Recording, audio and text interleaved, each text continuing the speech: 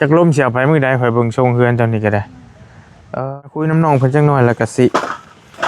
ไปจังว่ากันให้ค่ำไว้ช่วงนี้ก็ได้ฮึบชื่อหยังก็ชื่อไรน้องไล่เนาะน้องไล่อายุ24ปีเจ้าเลิกกับผัวเนาะเลิกกับผัวได้เท่าไรแล้วก็จะว่าได้2 เดือนแล้ว3 เดือน 2-3 เดือนนี้เนาะยังบ่ทันได้พอครึ่งปีใช่ไหมพี่น้องฮะก็เลิกกันไม่หมาดๆนี้มีลูก2 คนเจ้าเนาะตอนเจ้าเอาผัวหันเจ้าอายุเท่าไรก็19 ปี19 ปีนึงฟังพี่ก็ให้คิดเด็กฝากเงินมาให้เจ้าล้านหนึ่งเด้อมันจะเจ้านบยังอีกใบหนึ่งนบมือขอบใจเพิ่นเด้อเพิ่นให้ฝากเงินมาให้เจ้าใช้เด้อแรกๆเราก็สิมาอยู่ผัดอยู่ดนไปก็บ่ถือกันหั่นแหละมันบ่เนื้อคู่เฮาสาวไว้สร้างเถอะน้อยเนื้อคู่เฮาก็ยาแล้วก็หาเอาใหม่บ่ฮึดดอกผู้ชายน่ะมาอยู่บ้านข่อยแล้วใช่ไหม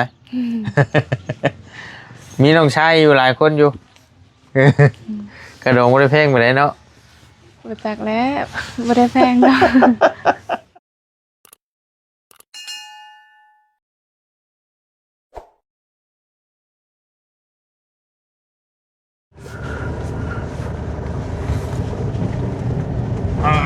ไปพี่น้องไปมาเปิดคลิปอยู่ห้วยกำลังลงห้วยค่อยดิ่งลงบาดนี้ก็ได้จุยทักทายสบายดีเด้อพี่น้องเด้อทักทายสบายดีอยู่ห้วยอยู่ห้องพอดีบอลี่กำลังสิเดินทางเข้าไปหาเนาะสาวไม่ห้างก่อนสาวไม่ห้างลูก2เนาะที่เพิ่นป้ากับผัวเลิกกับผัวที่บอลี่ไปหาเพิ่นในสัปดาห์ก่อนไปหาแล้วก็มีพ่อแม่พี่น้องให้ความสนใจหลายแฮงนะบอลี่ไปหาเทื่อแรกเทื่อนี้สิเป็นเทื่อที่2เนาะบอลี่ไปหารอบก่อนนะพี่น้องเข้าไปให้ความสนใจเข้าไปเบิ่งเป็นแสนที่ฮอด200,000 วิวแล้วประจักษ์เนาะในช่องบอลี่สะพานบุญ Channel อันนี้ก็เป็นคลิปที่2ที่บอลี่สิเข้าไปหาเพิ่นก่อนเนาะ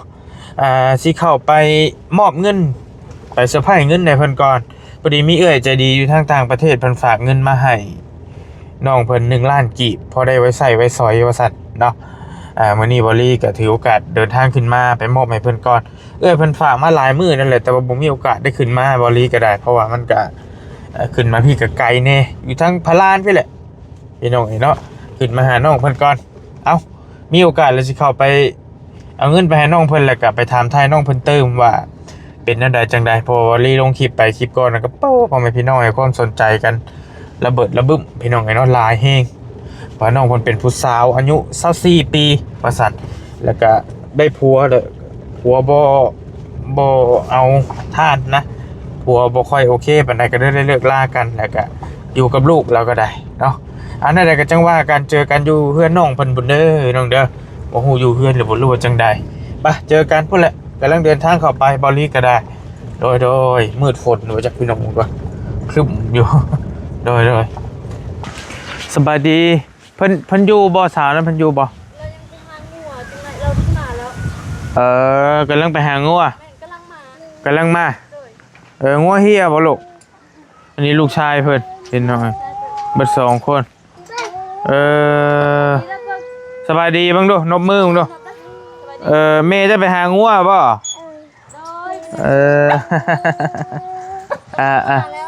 มาแล้วบ่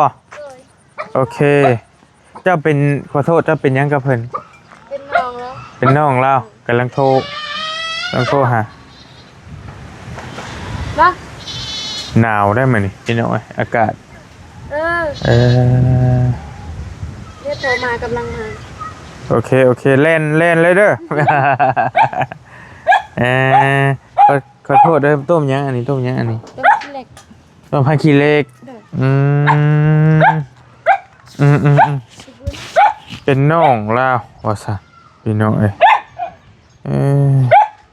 บรรยากาศหนาวพี่น้องฟัง นี่แหละมองเฮือนเพิ่นอยู่แต่ว่าเฮือนเราอีหลีนั้นอยู่ลุมฮะอันนี้เรามาอยู่เฮือนอยู่เฮือนน้าบ่าวบ่รู้อีหยังจังใดนี่แหละพวกนี้ลูกชายนี่หน่อยงัวเฮียได้งัวจังเฮียเออหนาวบ่ลูกนั่งลงดูลุงสิถามนั่งลงก่อนนั่งลงนี่ตะกู้อันนี้คือลูกชายเพิ่นหน่อยเนาะลูกชายเบิดสองเลยสองเทิกเลยกินข้าวแล้วว่ามื้อนี้ลูกกินข้าวกับยังฮะข้าวกับยังเด้บัดนี้เด้ฮะเพิ่นยังว่าบ่ค่อยเป็นเท่านั้นแหละก็เว้าลาวบ่ค่อยอยากได้ครับนี่ก็ได้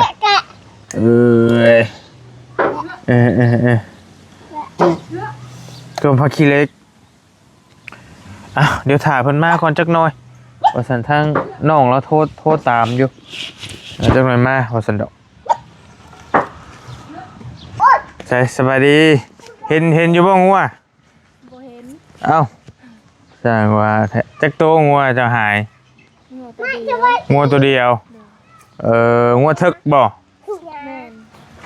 ไปน้ำผู้สาวแล้ว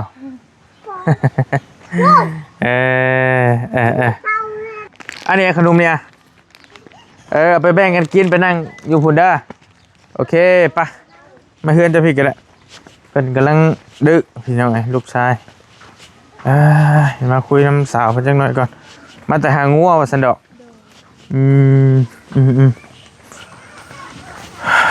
อันนี้คือเฮือนเราอยู่ปัจจุบันจะอยู่เฮือนนาบ้าวนะพี่น้องดอกว่าอะไรปลามันนี่แกแต่อันนี้แหละคือเฮือนเราแท้ๆเลยนี่แต่ว่ามันบ่มีผู้ชายผู้นี้อยู่นำแหละก็เลยบ่กล้าอยู่เราก็ได้ก็เลยอยู่น้ำอันนี้พี่อยู่น้ำนาบ้าวพี่เนาะจักล่มเสียไปมื้อใดข่อยเบิ่งทรงเฮือนเจ้านี่ก็ได้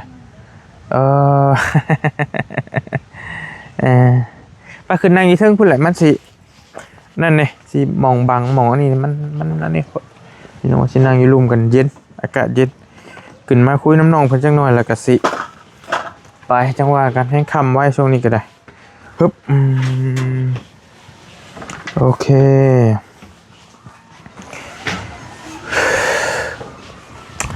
มีเอื้อย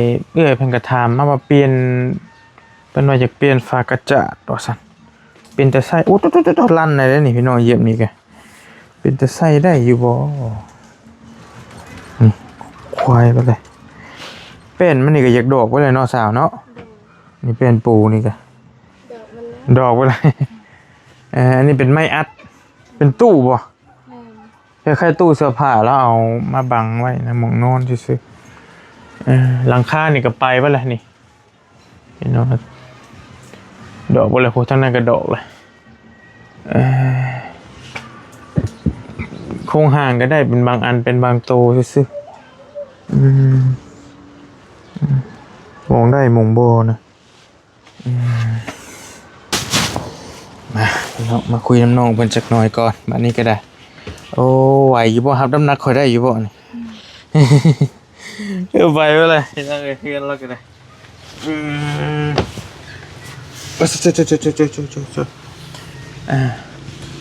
งัวเสียติงัวเจ้าเองหรืองัวแม่เจ้างัวแม่เจ้าแล้วย่างไปหางัวบัดนี้หั่นน่ะพี่น้องไปหาอยู่ไสสาวอยู่บ้านเทิมใหญ่ดิโอ้บ้านน้องพรผู้โดยบ่เห็นจ้อยบ่เนาะไปทางไหนเฮ้พิลึกเด้บอลลี่มาหาน้องเพิ่นก็ได้2 สัปดาห์แล้วป่ะจ๊ะฮอดแล้วบ่10 มื้อค่อยมาหาเจ้าฮอดแล้วแม่นบ่จักแน่บ่ฮอด10 มื้อก็ได้แล้วประมาณ10 มื้อพอดีในคลิปแม่นพี่น้องเป๊ะเลยน่าสิ11 มื้อแรงนี้10 มื้อเลยโอ้เป๊ะอาทิตย์ปลายๆเนาะกินข้าวแล้วบ่มื้อนี้ยังมื้อเช้ากินข้าวกับหยังกินข้าวกับแกงหน่อไม้ดองบ่หรือหน่อไม้ดองหน่อไม้อันนี้คือสิเบิดแล้วเนาะเดี๋ยวนี้เนาะเบิดแล้วหน่อไม้สดเฮาพี่น้องเอ้ย มื้อแลงกินข้าวกับหยังมื้อแลง บ่มี เอาให้น่ากิน บ่ เอ่อเอาเนาะอันน่ะเจ้าหันคอยถามใหม่เลยคอยลืมเลยเจ้าชื่อหยังก็ ชื่อไร น้องไล่เนาะ โดย น้องไล่อายุ 24 24ปีเจ้าเลิกกับผัวเนาะเลิกกับผัวได้เท่าไรแล้วก็จะว่าฮอด ได้ แล้ว 2 เดือนแล้ว3 เดือน 2-3 เดือนนี้เนาะยังบ่ทันยังบ่ทันได้พอครึ่งปีใช่ไหมพี่น้องหากันเลิกกันใหม่ๆหมาดๆนี้มีลูก2คนเจ้าเนาะ โดย ทางภาษาบ้านเฮาก็เอิ้นว่าเป็นแม่ห้างลูก2ภาษาชุมเจ้าเนี่ยเอิ้นแนวใด เอิ้นคือกัน เอิ้นแม่ห้างคือกันนี่บ่ โดย แม่ห้างคือเฮือนห้างเฮือนหยังนี่นะพี่น้อง แต่ว่าอันนี้คนห้าง ยังบ่ทันอยากได้ผัวใหม่เนาะ บ่ กล้าว่ายามใดสิเอา บ่ฮู้ อยู่ไปเรื่อยๆก่อน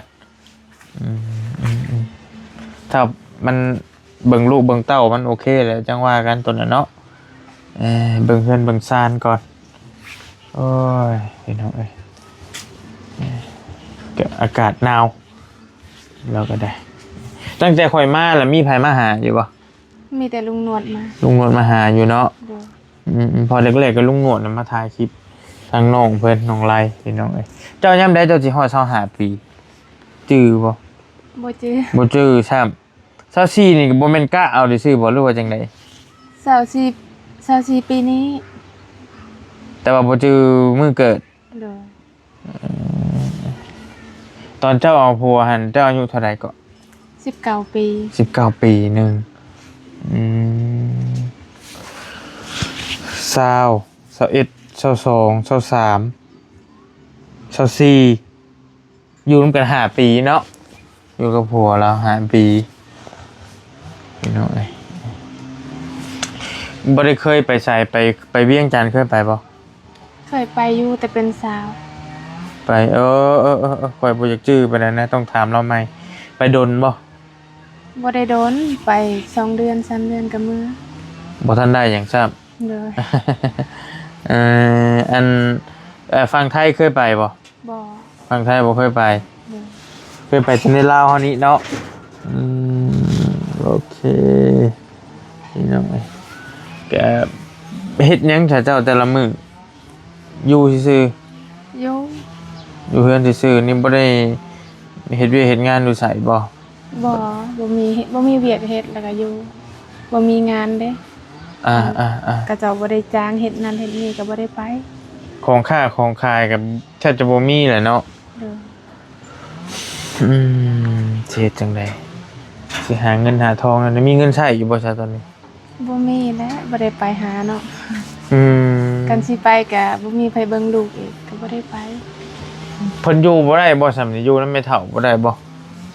อยู่แต่บางมื้อเขาก็อยู่บางมื้อเขาก็บ่อยู่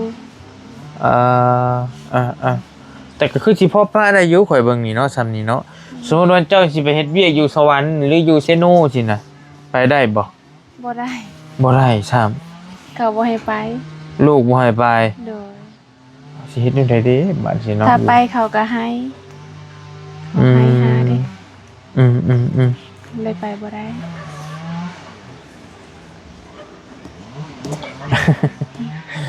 กำลังใหญ่ลูกแล้วก็ได้กำลังเริ่มสิเป็นบ่าวแล้วก็ยังน้อยยังเด็กน้อยนั่นแหละยังบ่ทันจักผู้สั่งเลยมันจักก็อยากให้อยากกินหันกินนี่ให้เนาะแต่ละมื้อเนาะ เดี๋ยว เอ้ยแม่เพิ่นสิไปไกลก็ไปบ่ได้บัดนี้พ่อก็เพิ่นก็ไปแต่เพิ่นก็อยู่แต่เพิ่นคันมีผู้ซ่อมแซมเฮือนให้มีพอได้เฮือนใหม่แล้วสิลงมาอยู่พี่บ่ โดย มาอยู่แต่ต่างหากเนาะ โดย อ๋อจำเครื่องเฮือนเครื่องซ่านจะมีเบิดละบ่สาว บ่มี บ่ได้มีหยังเลยแม่นบ่ มันก็ต้องบอกกันหลายอย่างนี่พี่น้องไปไว้เลยได้นี่ก็เห็นบ่มันดอกไปเลยนี่ฟังพี่ก็ให้คิดติ๊ก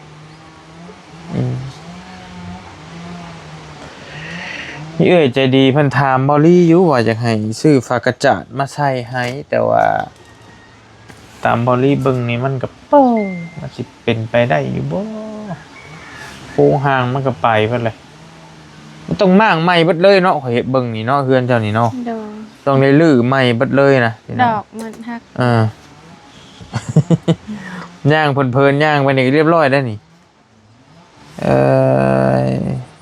มันบ่ได้แล้วมันไปแล้วนั่งขึ้นมานั่งนี่ก็ยังย่านๆอยู่พี่น้องเอ้ยยังหวาดเสียวสั่นก่อนแดดก็ส่องมาสิล่ะน้องคนนี้เป็นหมู่ครับน้องพรค่ำเด้พี่น้องตามบริได้ถามแรกๆให้ลุงหนวดมาลุงหนวดให้น้องพรค่ำมันพามาเพิ่นน่ะเป็นหมู่กันฮู้จักมาคุ้นกันแล้วก็น้องพรค่ำก็ได้พามาถามไทยข่าวน้องเพิ่นแล้วก็บอลี่ก็ได้ตามมา10 มื้อ11 มื้อนี้ได้กลับมาหาน้องเพิ่นอีกเทื่อนึงเนาะมีอันนี้เด้อสาวเด้อเบิ่งค่อยสิเว้าให้ฟังพอดีมีเอื้อยใจดีท่านหนึงเด้อเพิ่นฝากเงินมาให้เจ้า1 2 3 4 5 6 7 8 9 10เอื้อยเพิ่นฝากเงินมาให้เจ้าล้านหนึ่งเด้อเดี๋ยวเจ้านบอันยังอีกใบหนึงนบมือขอบใจเพิ่นเด้อเอื้อยใจดีเพิ่นให้ฝากเงินมาให้เจ้าใช้เด้อ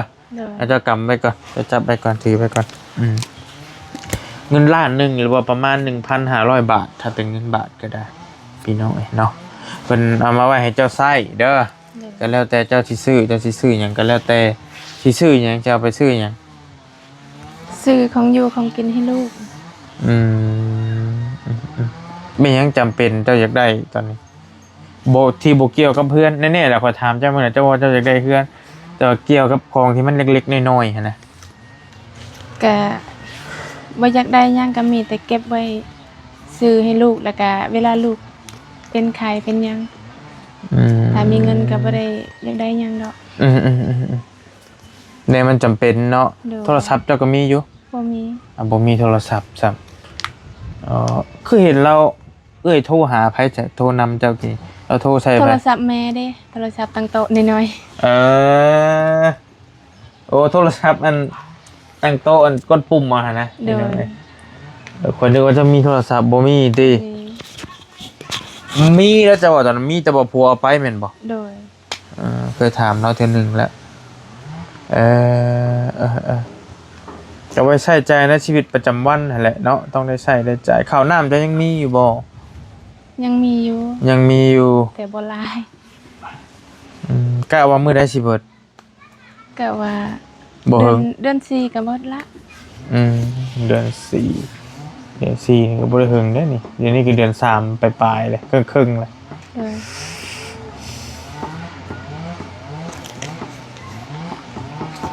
เบิดแล้วก็ต้องได้ซื้อเอาบัดนี้เนาะต้องได้หาเงินหาหยังซื้อไปโอ้ยกระบะสมนำผัดมันเป็นแม่ลูกอ่อนนะเราก็ได้ไปใส่กันเนี่ยลูก2 คนให้อย่ากินขนมบ่เอาแน่เนาะลูกเจ้าเนาะโดยตามข่อยเบิ่งนี่แต่ละมื้อก็เห็นหมู่กินก็มาให้ใช่แม่กำลังขอเงินแต่แม่บ่มีเงินให้ก็อยู่กำลังอันนั้นครับกันไปแถวใกล้นี่เจ้าพ่อไปได้ไปหาน้ำมันในปะเพิ่นอยู่เองเพิ่นได้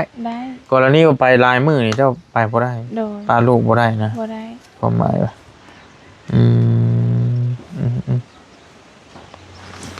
เจ้าอยากได้เฮงที่สุดนี่คือเฮือนนี่แหละตอนนี้เนาะ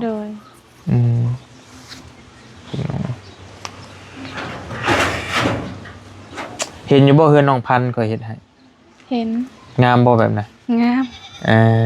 โอเคได้สำนั้นโอเคได้เนาะโดยเฮือนน้องพันธุ์จะฮู้จักกันอยู่แล้ววะฮู้จักโอเคเฮือนน้องพันธุ์กับเฮือนน้องพรหลังได้งามเฮือนงามหมดซ้อเนาะแต่ว่าซ้ำเจ้านี่คือซ้ำเฮือนน้องพันธุ์นั่นแหละพอดีอยู่เฮือนน้องพรมันใหญ่โพดมันเจ้าพออยู่กับลูกซื่อๆเด้กับเมย์เลยเนาะเมย์ต้องมาอยู่น้ำเจ้าหรือเมย์อยู่เฮือนหลังนั้นกันว่าก่อนนี้มีเฮือนเนาะแม่ก็อยู่น้ำน้องเด้ ก็แล้วแต่เพิ่นยังมาอยู่เจ้าก็มาเนาะ เราสิมาอยู่พี่ก็อยู่ อ่า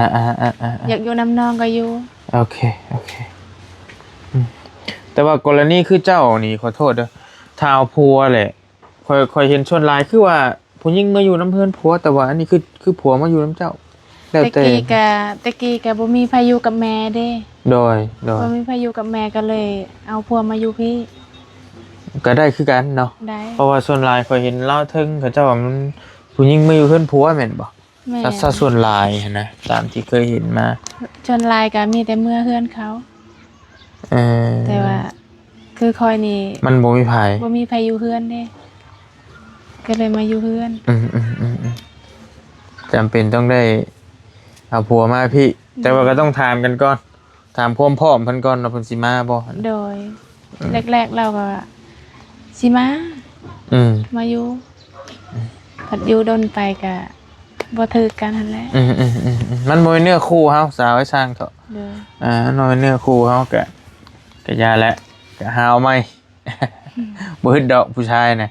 แต่ก็เบิ่งดีๆก่อนบัดนี้ก็ได้จังสิเอาอีกก็ได้จังว่ากันการสิเอาอีกวันนี้ต้องเพิ่นมาอยู่น้ำเจ้าบ่หรือว่าเจ้าต้องมาอยู่น้ำเพิ่น ก็แล้วแต่เฮาหั่นแหละกันสมมุติว่า ใจเจ้าเด้ แม่นแล้วแต่ใจเฮา ใจเจ้าจังให้มาพี่บ่หรือว่าเจ้าสิมื้อ คันข่อยเองมีเฮือนข่อยก็อยู่นี่แหละข่อยบ่มื้อถ้าเอามา โอเคเข้าใจคันบ่มีเฮือนเลยเจ้าก็ต้องสมมุติว่าผัวอยากให้มื้ออยู่เฮือนนำก็ต้องได้มื้อ โดยกันจะเอามาพี่เฮาก็บ่มีเฮือนอยู่อีก อ่า ก็ต้องได้มื้อคันถ้าว่าเอาเนาะ ไกลปานใดก็ต้องได้ไป โดย มาอยู่บ้านข่อยแล้วใช่ไหม มีน้องชายอยู่หลายคนอยู่ กระโดงบ่ได้เพลงไปได้เนาะ บ่จักแล้วบ่ได้แพงดอก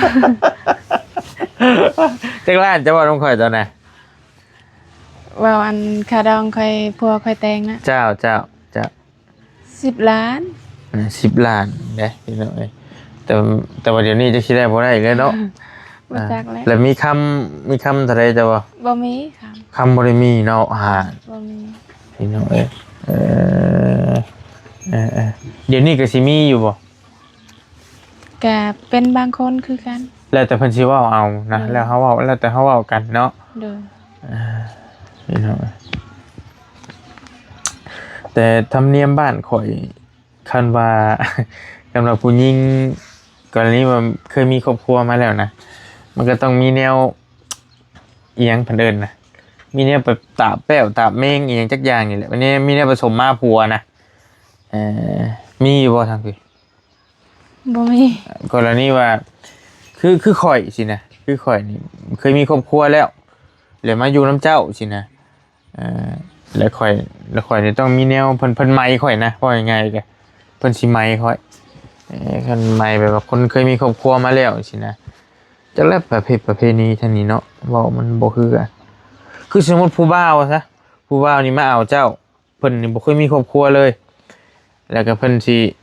มีล็อกแนวมาใหม่เจ้านะอาจจะเป็นคำสลึงหนึ่งบ่สินะค่าที่เจ้าเคยมีครอบครัวมาอหย่างสินะ บ่มี เนาะมีแต่ว่าคันมาหากันแล้วก็ตกลงว่าเอากันแล้วก็มี หับได้ แล้วก็มีแต่ว่าเรื่องเงินแต่งจะเป็นค่าดอง เจ้ากันมาเว้ากันเลยคันหับได้หับลูกข่อยเคยมีลูกมีครอบครัวมาแล้ว มีลูก2 คนค่าดองเท่านี้ข่อยนี่เป็นแบบนี้หับได้น่ะอยู่นำกัน โดย ก็อยู่เนาะแต่คือมันบ่คือกันพี่น้องว่าบ่เนี่ยทางลาวลุ่มว่าผัดส่วนหลายก็ไปอยู่น้ำเมียผู้ชายก็แต่งเมียมือเฮือนกับเพลงอีกค่าดองแต่อยู่พี่นี่เสรีเอาเมียมือยิ่งมาอยู่น้ำกับค่าดองกับพ่อเก่านะเป็นบ่ได้ว่าเพลงตามที่พ่อฮู้มาเพราะว่าทางพี่อันตามมาสู้เด้ผัวมาอยู่นำแบบน้องสาวค่อยก็15 ล้านผัวเรามาสู้เด้ ผัวมาอยู่น้ำ15 ล้าน โดย ถ้าเมื่ออยู่น้ำผัวเด้ มันก็จะกว่านั้นอีก ก็สิแพงกว่านั้นจักหน่อย โดย โอเคแล้วแต่สิเว้ากันนะความหมายว่า อาจจะ20ล้านบ่รู้ว่าจังได๋ก็ว่าไปเนาะ โดย แต่บ่ได้ค่อยมีคำทางนี้แม่นบ่ บ่มี อืมจะฮู้อยู่แล้วว่าคำบาทเท่าใดเดี๋ยวนี้ บ่ฮู้บ่เคยได้ 50ปลายล้านได้บาทหนึงนะ เป็นเงิน บ่เคย กี เห็ บ นหัดคำ บ่เคยเห็นคำติ โดย น้องชายข่อยชื่อคำ เดี๋ยวเจ้าสิได้เห็นเด้อ เอ้ยโอ้ยอกน้องเพิ่นพี่น้องเอ้ยแกอยู่น้ำลูกน้ำเต้าก่อนเนาะบ่ทันว่ามันซะด้วยใจเจ้าอีหลีก็ยังหลาบอยู่แม่นบ่กับผู้ชายตอนนี้ แม่ ยังบ่ทันปานใดเอ้ย ยังบ่ได้คิดอยากได้ผัว ตอนนั้นน่ะอยากได้ตอนน่ะ โดย ตอนที่เอากับพ่อเพิ่นกับผัวเก่านี่ โดย เพราะว่าก็อยากเป็นครอบเป็นครัวหั่นน่ะเนาะอยากสั่งอยากสาว่าซั่นซะแต่ละคนก็ได้แล้วพอเอาไปแล้วมันก็บ่สมเฮาคิดติบาดเป็นไปคนละทิศคนละทาง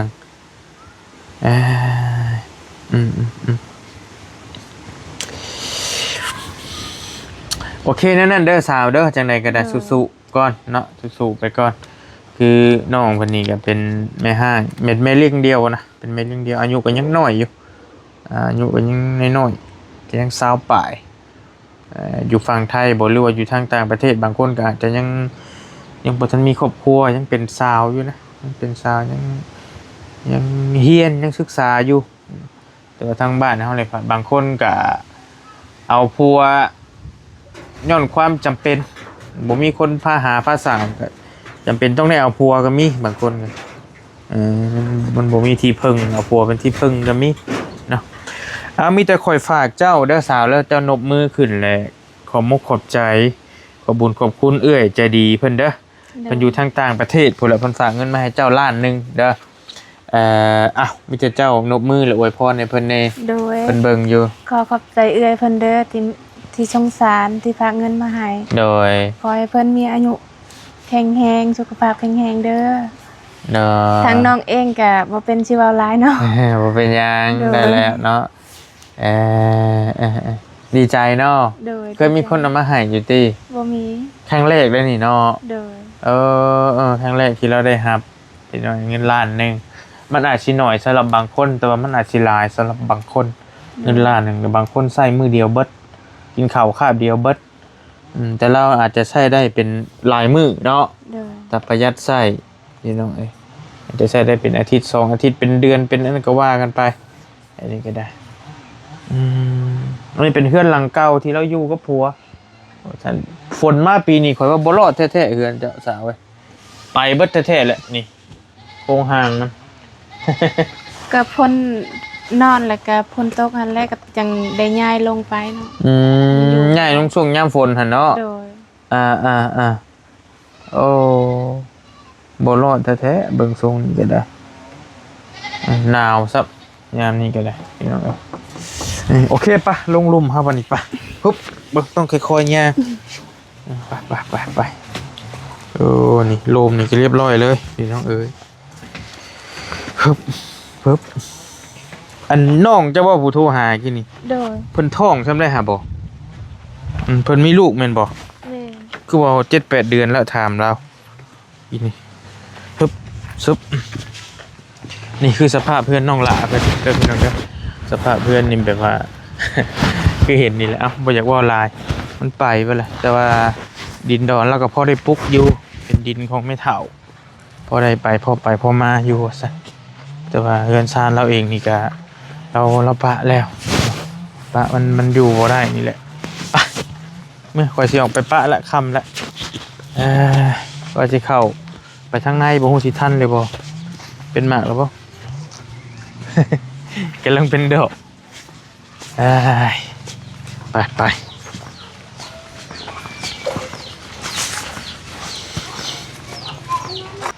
โอเคเอา